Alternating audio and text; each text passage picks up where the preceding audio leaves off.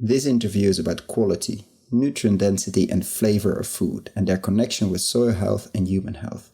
I think it's safe to say that if Dan and the team at the Bionutrient Food Association get it right, they will change the entire food and agriculture sector for the better. Welcome to another episode of Investing in Regenerative Agriculture, investing as if the planet mattered. A podcast show where I talk to the pioneers in the regenerative food and agriculture space to learn more on how to put our money to work to regenerate soil, people, local communities and ecosystems while making an appropriate and fair return. Why my focus on soil and regeneration? Because so many of the pressing issues we face today have their roots in how we treat our land, grow our food and what we eat. And it's time that we as investors, big and small, and consumers start paying much more attention to the dirt/soil underneath our feet. Before we get started, I've been recording these interviews next to my day job, and I will definitely continue to do so and release about an episode a month. But at the same time, I would love to take this further, share more interviews. There are many more stories to share on investing in regenerative food and agriculture. More depth, improve the quality, maybe even doing some video series. So I started a Patreon community, which makes it easy to support creators like myself. If these podcasts have been of value to you, and if you have the means, I invite you to support me and make this happen. For more information, please find the link to my Patreon account in the description below. And now, without further ado, the interview. Enjoy! Welcome to another episode of the podcast. I'm Koen van Seijen, your host, and today I interview Dan Kittredge, organic farmer, founder of the Bionutrient Food Association, working hard to demonstrate the connections between plant health, soil health, carbon sequestration, crop nutritional value, flavor, and human health. Welcome, Dan. Thank you for having me. And to start with a personal question, why soil? Why the Real Food campaign, which we'll dive deeper into? What brought you to the place where you are now as a founder of the Bionutrient Food Association? Very long question and long answer, obviously, but let's try to keep it short. Potentially, that's a long answer. In short, my background as an organic farmer, growing up on an organic farm, and also having my parents run an organic farming organization, gave me perspective when I tried to set off and have my own farm about how much I knew and didn't know about how to make a living farming. A lot of this work started from a very practical standpoint, which was the techniques and principles that I had been trained in were not sufficient to produce healthy plants. And if your plants are sick, your cost of production is high and you have a hard time making a living. So I started just very pragmatically on how to produce plants that are more healthy by attending conferences and seminars, reading books, and in short order found that I was able to, without much changing of what I was doing, deeper understanding, really profoundly affect the health of my plants, which correlated with better yields, better pest and disease resistance, and better economic viability. And as I got into it further, the connections between soil building, carbon sequestration, flavor, aroma, shelf life, human health, all seem to be tied intimately into this same deeper understanding. And so I started to give workshops at conferences and then courses, and then that's functionally evolved into this Bionutrient Food Association, the organization which I'm executive director of. And so over the past 10 years, we have built an organization that's primarily based in North America, although we have plenty of allies globally. We've got local chapters in about 15 different states and a couple provinces in Canada. We do an annual conference. We do 2-day intensive seminars. And we've been working for quite some time now in helping farmers understand better how to work with nature. Our basic idea is that plants have evolved to grow. And the more we can manage our soils in a fashion so that the plants are able to do what they've evolved to do, the better it is for everybody involved. So a short introduction, perhaps. Yeah, but a lot to unpack there, actually. So your starting point was really organic, or growing up on an organic farm and being an organic farmer, but you took it and are still taking it to a whole new level. Does that simply mean that organic isn't good enough, or what was the main, was it the missing focus on plant health, for instance, or what was the main starting point of that journey that you found like it's not economically viable, there has to be more? Because many see organic as already quite radical, and you're actually going quite some steps beyond that. Well, yeah, like all of these terms, Christian or Democrat or Republican, depending on your framework, it's a very broad community. There's a bunch of different kinds of organic farmers, et cetera, and different understandings. But I think a deeper understanding of how life works has not been part of the organic understanding. We have, through our organization, tried to really tease out the wisdom from the organic community, as well as from the permaculture community and the agroecology, from biodynamics, from conventional agriculture. Our thought is that life is actually what's going on here, and we have these different modes of understanding and working with it, but let's be more integrated in our understanding, and let's have there be some practical modes of assessment of success. For one, I think if a crop is being attacked by a flesh-eating fungus, that's usually a sign of poor health. Let's acknowledge that and say we may have organically approved fungicides, but that does not mean that we're producing high-quality food. It just means we're not using certain synthetic chemicals. So the conclusion we've come to after a number of years is that really the nutritional value of the food is what matters. The flavor, the aroma, the nutritive value correlates with the health of the person that eats it, the health of the plant, the health of the soil and the ecosystem. And so that would be a point around which we could potentially come together. Just to sort of jump ahead a little bit, we've done some research now and sampled crops from around the U.S. and looked at some of these nutritional compounds. One of them, polyphenols, it's a family of compounds that correlate with sort of cancer, healing and things like that. In our research last year, we sampled 600 carrots from around the country, different, stores, farmers markets, farms, organic, conventional. And the nutritional variation in polyphenols was 20,000%. This is not a small number. There is a massive nutritional variation in food, which correlates to the health of the plant, correlates to the health of the human that eats it. And so we're not saying organic is bad or conventional is bad or biodynamics is bad. We're saying let's integrate the wisdom from these different communities and let us be assessed by the actual health of the food we produce. And let that be the real marker, not the label or the marketing scheme.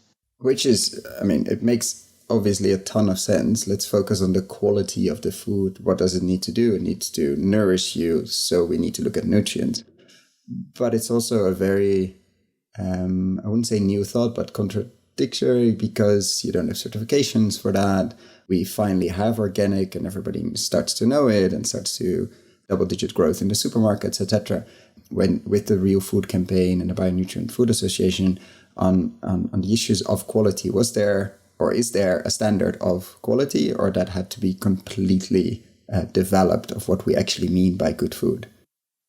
Well, the Real Food campaign is this collaborative project that we are helping to establish, which is working with different universities, organizations, companies, etc., to do three basic things.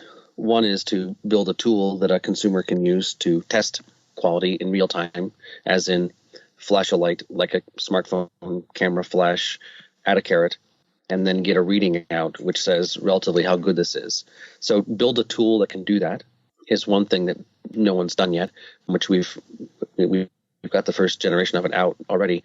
The second step is to identify the variation in quality. And to your question, there does not seem to be any database anywhere globally that I've been able to find, at least in 10, 12 years of looking and asking people who would know. There's no database which identifies the variation in nutrient levels within a crop.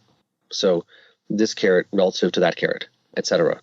And so that's what we're, to your question, we're working on, is populating that database so that we can begin to say something intelligent about relatively how good this carrot is versus that carrot. There's a third step to the campaign, a third leg of the stool, as it were, which is what are the environmental conditions, which management practices, which soil types, fertility programs, varieties of crops, microbiome, dynamics? What are the environmental conditions which cause which quality results? And so our long-term hope is to be able to give growers the ability to shift their management practices during the growing season based on this information so that we can functionally increase the nutritive value of food across the board, whether it's organic or local or biodynamic or whatever. Is that we want to support growers globally of all scales in producing food that's more nutritious because of the profound impacts it can have on human health and environmental health. We can sequester all the carbon we need to bring CO2 levels back to where they were 250 years ago. If we did agriculture well, we can do that in 10 years. If globally farmers started to manage their soils in such a manner as to be producing crops that were really quite nutritious, a side benefit of that is massive drawdown of carbon from the atmosphere into the soil. So, yeah, the campaign is focused on the logistics of supporting consumers in purchasing food that's more nutritious. And we think that economic driver of consumers choosing the food that's most nutritious for them will inspire farmers to do a better job producing crops that are more nutritious. I may have jumped ahead. No, absolutely a key point, because you're saying that connection has already been shown between nutrient-dense food or food that's more nutritious and soil health and thus soil carbon. There's no way to cheat that or to set up a very fancy greenhouse or vertical farm. Is that a rock solid connection? Like, we know if this is a very nutritious carrot, that it had to be grown in a very healthy soil? I'm sure there are ways with hydroponic systems to produce carrots that are much more nutritious than what's on the shelf right now. But if money is a factor, if cost of production is a piece of the puzzle, we'll never be able to do it as economically as with collaboration with microbes in the soil. That is the most efficient way to produce crops that are highly nutritious. If it would be an honest market system, the consumer, and then there's obviously the consumer that wants certain things, but the consumer pooling and asking and demanding nutrient-dense carrot or nutrient-dense food in general would be a very, very strong trigger for growers and farmers that I think already in many cases, I mean, the ones that attend your conferences and your sessions and your courses want to grow more nutrition-dense food, but at the moment they have no way of distinguishing themselves from the next guy or girl on the farmer's market with carrots that look exactly the same, but are maybe completely different. That's what you're saying. Yes. And foundationally, there's this, it seems to be an assumption, an unquestioned assumption in the general public, which is that all food is basically the same, that all carrots have the same thing in them, that all milk has the same thing in it, etc. It's basically uniform, like plastic or steel. It's one thing. It's a uniform material, and that is just absolutely not true. And so that, there's a major hurdle there in telling the story, explaining the fact that this variation exists. But then if that story is told, the corollary of it is that there's a direct connection between the nutritional value of the food that you eat and your parents ate and your grandparents ate and the diseases that you're suffering or your children perhaps are suffering. We have epidemic levels of chronic illness anywhere where the food supply chain has gone towards a quote-unquote Western diet. And it has a massive amount to do with the fact that we're able to mass produce food, but it is nutritionally quite devoid. And so that's what most of us have been eating now for a couple of generations, maybe not in more rural areas, but at least here in North America, for a couple of generations, we've been eating food that is devoid of nutrition, and we are physiologically falling apart. And so while I think that the climate angle is important, I think the visceral self-interest of your child is sick, and a really good way to help your child not be sick anymore is to feed your child food that is most nutritious. If the cost of production is lower because you're working with nature, then it doesn't have to be more expensive for the consumer. So, yeah, we think that there's a really significant opportunity here if we can engage some transparency and some, deeper understanding to rapidly shift a lot of these issues, which seem to be quite serious globally. Yeah, if you think about it, it's is ridiculous. We're pushing for clean labels, etc., but it still says tomatoes. And maybe if you're lucky, I mean, I live in a country or spend a lot of time in a country where at least the type of tomatoes is mentioned, but that still doesn't say anything about the nutritional value. And even if it would be slightly more expensive, but the nutritional value would be double, you could argue that it's a much cheaper product.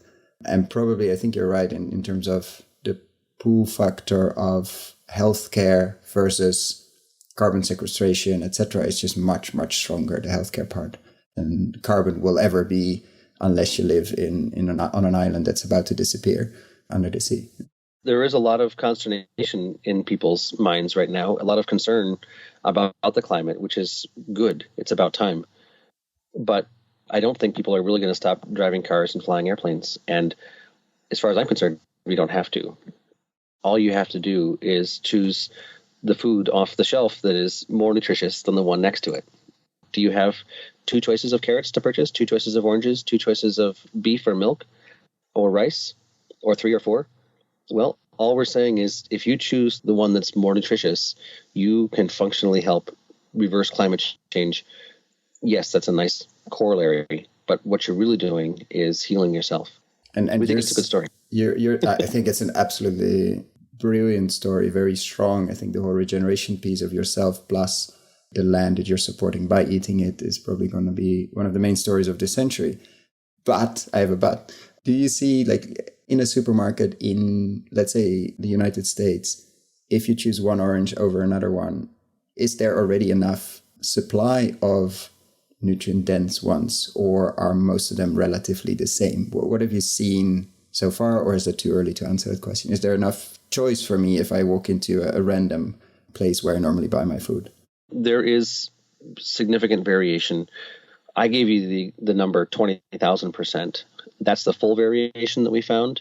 But within any grocery store, there's easily 100% or 200% variation within the crops that are available. They may all still be relatively poor. They likely are still relatively poor. But our thought is, if you think of a carrot, the most nutritious carrot is 100, and something that's basically empty is 1. Most carrots are between 15 and 35. That's where they're at. Or maybe it's, 8 and 15.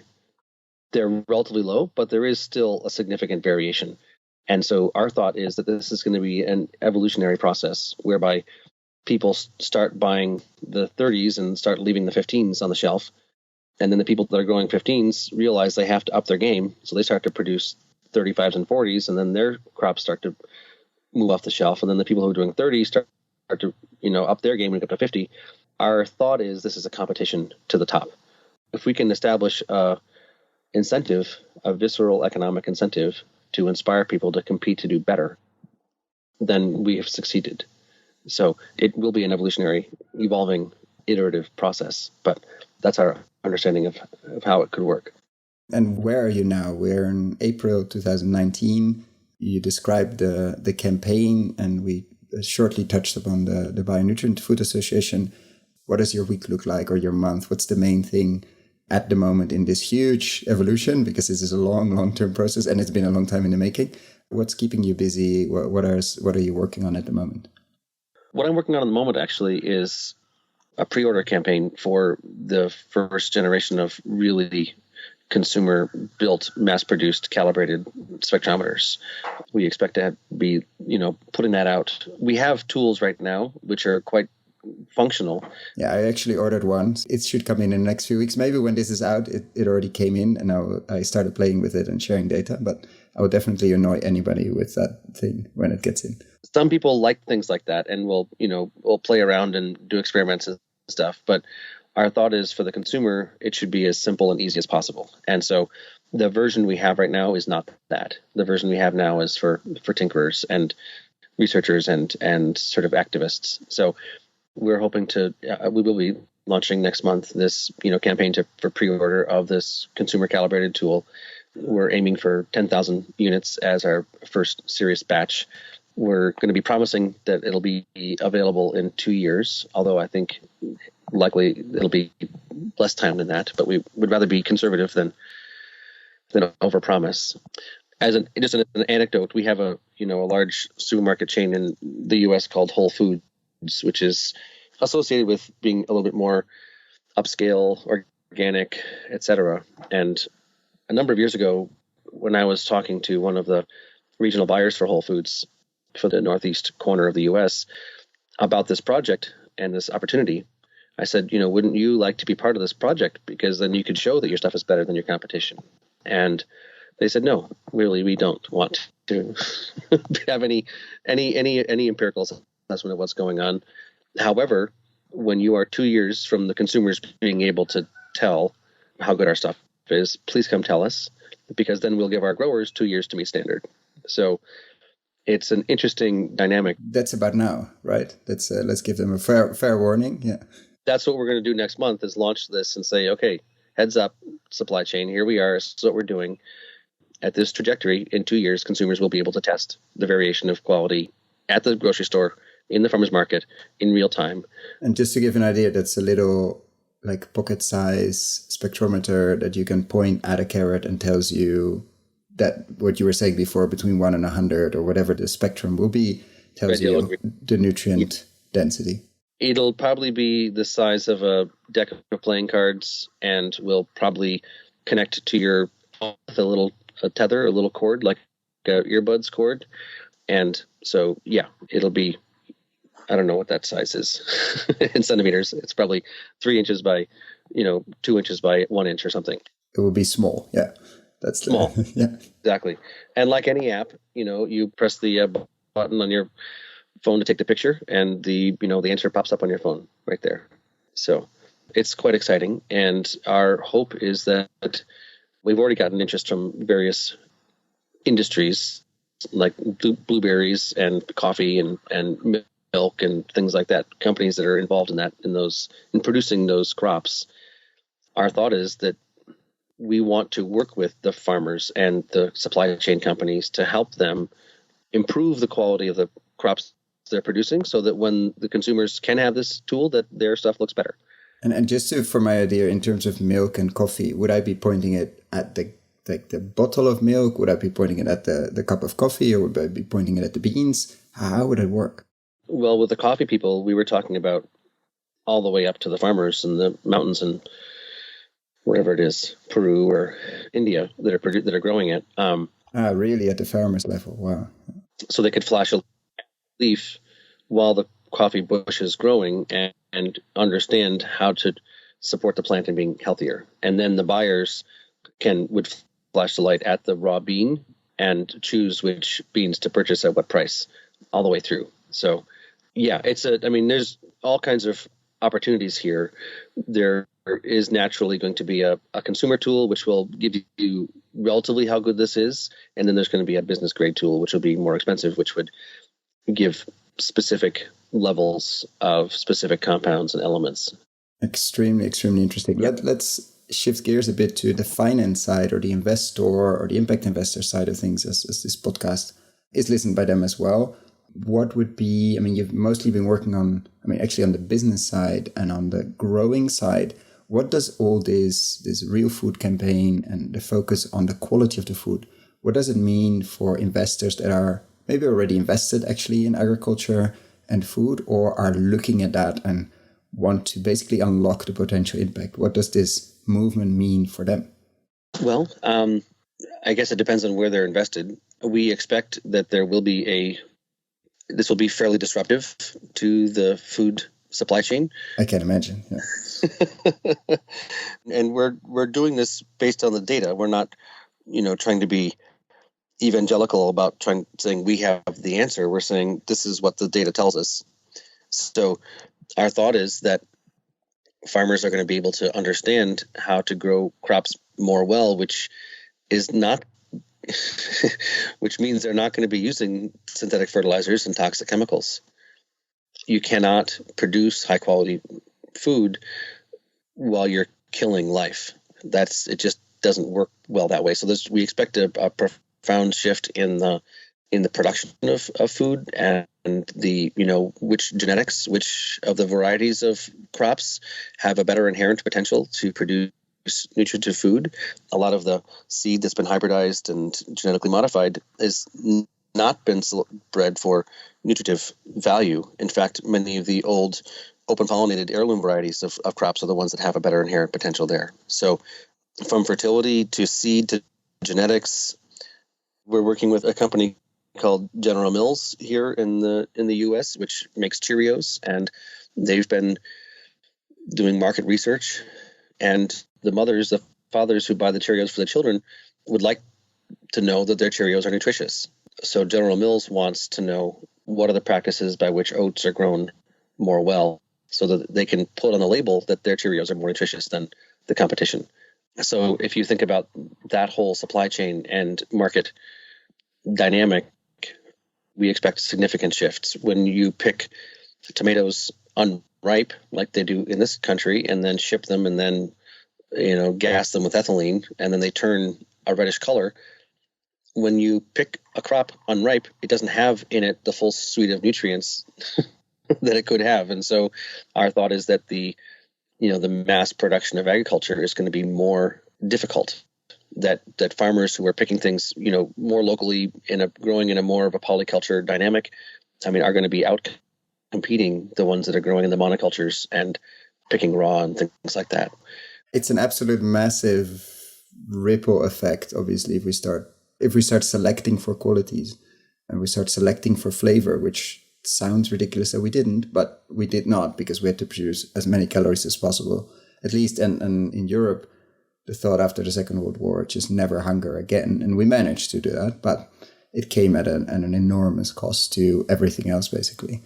But I don't think we can underestimate how big of a shift this potentially could be. I don't think you are underestimating it, but it's good to remind the listeners to that. There's other corollaries, ecosystem services, the carbon markets. There's, with the data we're collecting and the hardware we're building, we'll have the ability to actually monetize that carbon sequestration. We were talking to Danone, which I think is a European company. After the Paris Climate Accords, they made a commitment to be carbon neutral. And so they were looking at all of the aspects of their supply chain and understanding that when cows are eating grass, they're actually carbon neutral or carbon negative. They're functionally sequestering carbon. But when cows are eating grain, they're not. They're causing increased carbon in the atmosphere. So there's that whole vector. As far as I'm concerned, the revolution in healthcare is going to be profound. We know from our indigenous, traditional wisdom, the role of medicinal plants or herbs and things like that. I think it was Hippocrates, the father of Western medicine, who said, "Let food be thy medicine." We have correlated, the data exists to show these mineral deficiencies, these nutrient deficiencies correlate with these chronic illnesses, cancer, heart disease, etc. So we're going to be able to prescribe food to people to help systemically heal these ailments, which are now just managed by the major healthcare system. So yeah, I would expect a dramatic decrease in the need for pharmaceuticals, in medical devices, etc. The implications are quite exciting, actually. Extremely exciting. And again, I'm going to repeat myself. I'm very excited for this device. The first version, I know it's the developer kit, which means it's going to have some tinkering needed, etc. But I'm very excited what it means for me personally, but also in work, etc. What kind of pushback do you get? Because you're disrupting, or in the process of disrupting, some very powerful industries that have been built over the last years to basically go against completely what we're talking about here. If you want to share, if you can share, have you had a lot of pushback? Have you had a strong, I remember interviewing Satya Tripathi from India, disrupting on the zero budget natural farming in one of the regions there, and getting a lot of pushback from the fertilizer industry and the subsidized fertilizer industry, obviously. But he was standing up to that. What have you been getting through over the last 12 years? And now that you're actually getting up to steam and not even getting support from Whole Foods, how has been that journey? Well, I would say that we have not experienced much resistance. There have been people such as yourself who've said, boy, you should be worried about your safety. But our strategy is to work with anybody who wants to work with us. We're not opposed to Monsanto. They've got an amazing global supply chain. And if they want to understand the data that we're collecting and support farmers in producing better crops, so be it. Let them. We need to transition agriculture globally in short order. So we're not against anybody. We're for life and for vitality, and we're happy to work with anybody who wants to engage. I think to a large degree, we're pretty small. We haven't made a lot of noise in social media, etc. You're right, because everybody I talk to is like, does it exist? I said, no, it's coming. But a lot of people haven't seen or followed your work, I think. Until the last 6 months or so, I haven't seen it popping up in many, many places, which maybe has been good in this case.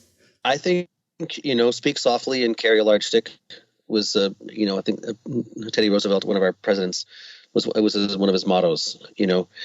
Let's not talk a lot about what we're doing. Let's do it.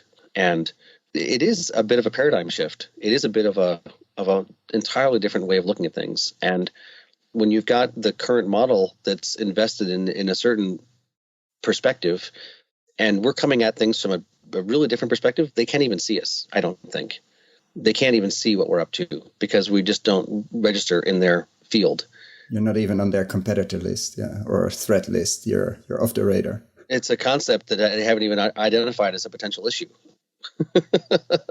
And so, and I tell people publicly, like, I'm happy to work with anybody who wants to work with us in understanding what causes better quality. And there's going to be a need for all number of businesses to support this process. There's going to be a bunch of people getting quite rich that are especially the early adopters in it. So, I think our strategy of A, being willing to collaborate with anyone, and B, just coming from such a different perspective has successfully, at least thus far, prevented any serious resistance. That's very good to hear. And I want to be conscious of your time and end with a final question, which usually gets into 2 or 3 final questions.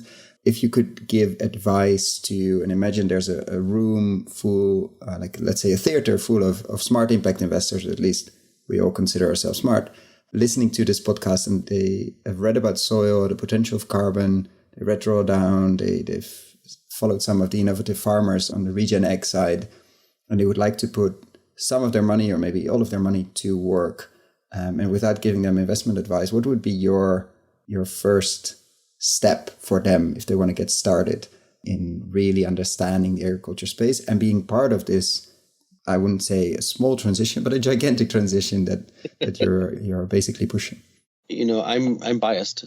Everybody is. And I'm very, so with that caveat, I think that what we're doing is quite revolutionary, and engaging with our organization, with our data collection, with our process is going to empower people, regardless of where they're at in the supply chain, in being leaders in the near future. So we're doing the data collection necessary to really identify what the causal dynamics are that correlate with better quality. So anybody who's working with us to engage in data collection is going to know more than their competitors.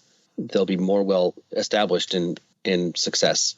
If you're in the supply chain and you're purchasing crops and you're processing them, et cetera, working with us to help understand the variation so that you can choose which crops are better means that you're going to be well positioned when this whole thing hits. So I don't know. I mean, I don't travel in those investor funder worlds very much. I don't know where the plays are, as it were, in purchasing land and revitalizing already existing plantations, et cetera.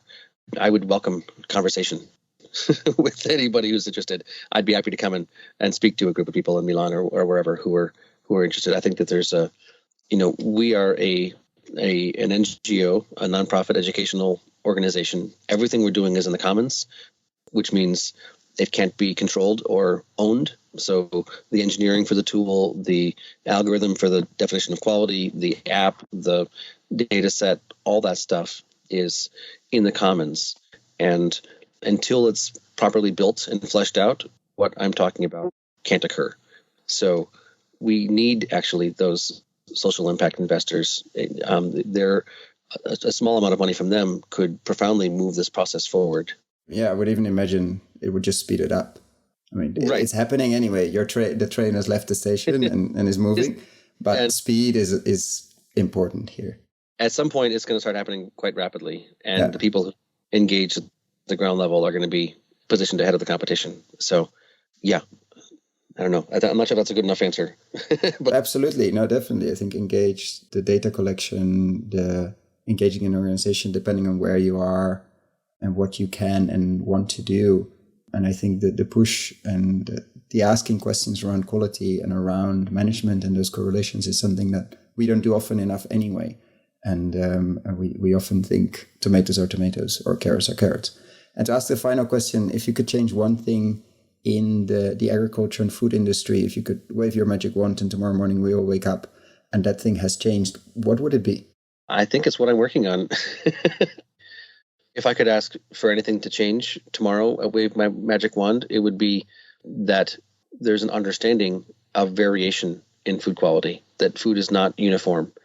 If we understood the variation and the implications of it, all the rest of these shifts would flow very naturally. I want to thank you so much, Dan. I'm looking forward to follow you. I'm looking forward to use the tool and looking very much forward to checking in with you as part of this transition. Thank you so much for your time. Thank you very much. Wonderful talking to you. I hope you enjoyed this interview about food quality, nutrient density, and how the focus on that could change the whole food and agriculture sector. Let's see in the next years if Dan is right.